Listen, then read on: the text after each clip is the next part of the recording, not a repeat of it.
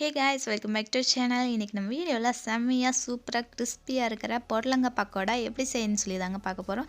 பொடலங்காயில பக்கோடா போடுவாங்களா அப்படிதானே யோசிக்கிறீங்க. பொடலங்காயில பக்கோடா கூட செய்யலாங்க. உண்மையா அவ்வளோ டேஸ்டியா இருக்கு. கிறிஸ்பியா செம்ம ஸ்நாக்ஸா ஈவினிங் டைம்ல சாப்பிடலாம்.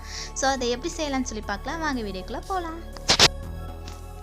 கொஞ்சமாக பொடலங்காய் வந்து இந்த மாதிரி நீளமாக வந்து நான் கட் பண்ணி வச்சுருக்கேன். அப்புறம் வந்து கொஞ்சம் வெங்காயம் கருவேப்பிலை வந்து எடுத்து வச்சுருக்கேன். இது எல்லாமே வந்து நல்லா வாஷ் பண்ணிவிட்டு நம்ம வந்து சேர்த்திக்கலாம். நீங்கள் வந்து எந்த ஷேப்பில் வேணாலும் பொடலங்காய் வந்து கட் பண்ணிக்கலாம். ஸ்கொயராக இல்லைன்னா நீளமாக இந்த மாதிரி ஆஃப் சர்க்கிளாக எந்த மாதிரி வேணாலும் நீங்கள் கட் பண்ணிக்கலாம். ஆனால் ஸ்லைஸ் வந்து கொஞ்சம் சன்னமாக இருந்துச்சுன்னா வந்து நல்லாயிருக்கும்.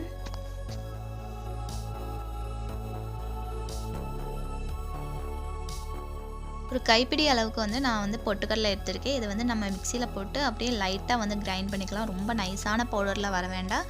கொஞ்சம் நறுன்னு இருக்கிற மாதிரி கிரைண்ட் பண்ணி எடுத்துக்கலாம்.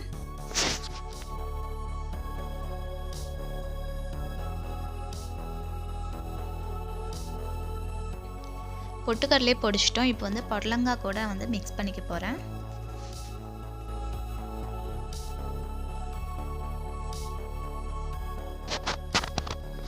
தேவையான அளவுக்கு காரத்துக்கு சில்லி பவுடர் வந்து ஆட் பண்ணிக்கலாம். உங்களுக்கு எந்த மாதிரி காரம் வேணுமோ அதுக்கு தகுந்த மாதிரி வந்து ஆட் பண்ணிக்கோங்க. நான் வந்து ஒரு ஸ்பூன் அளவுக்கு வந்து ஆட் பண்ணியிருக்கேன். நெக்ஸ்ட் இது கூட வந்து ஒரு 2லேருந்து 2.5 ஸ்பூன் அளவுக்கு வந்து கரம் மசாலா பவுடர் வந்து ஆட் பண்ணுறேன். அதனால தான் கறி மசாலா பொடின்னு சொல்லுவாங்கள்ல, அது வந்து ஆட் பண்ணிக்கிறேன்.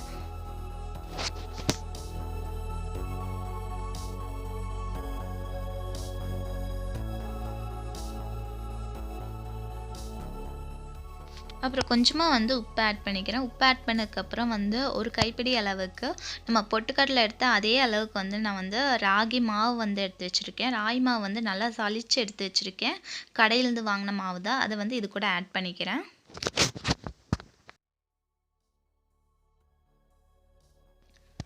ஒரு டீஸ்பூன் அளவுக்கு இஞ்சி பூண்டு பேஸ்ட்டும் வந்து ஆட் பண்ணிக்கிறேன்.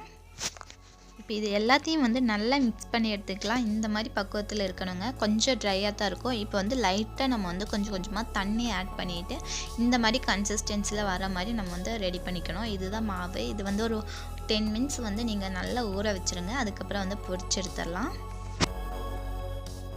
நம்ம பக்கோடைக்கான மாவு வந்து நல்லா ஊறிடுச்சு. இப்போ வந்து நம்ம ஆயில் வந்து நல்லா ஹீட் பண்ணிக்கலாம். இப்போ கொஞ்சம் கொஞ்சமாக போட்டு இந்த மாதிரி பொரிச்சு எடுத்துக்கலாம். அவ்வளோதாங்க. நல்ல கிறிஸ்பியான ஸ்நாக்ஸ் வந்து ரெடி ஆயிடுச்சு. அது வந்து நல்ல ஒரு டார்க் ப்ரௌன் கலர் ஆகிற வரைக்கும் நீங்கள் வந்து வெயிட் பண்ணுங்கள். அப்போ தான் வந்து நல்லா கிறிஸ்பியாக இருக்கும். நல்லா மொறுன்னு ஈவினிங் ஸ்நாக்ஸ் வந்து ரெடி ஆயிடுச்சு. இது கூட டீ இல்லைனா காஃபி சூடாக குடிச்சிங்கன்னு வைங்க, செம்மையாக இருக்கும் இந்த ஸ்நாக்ஸு.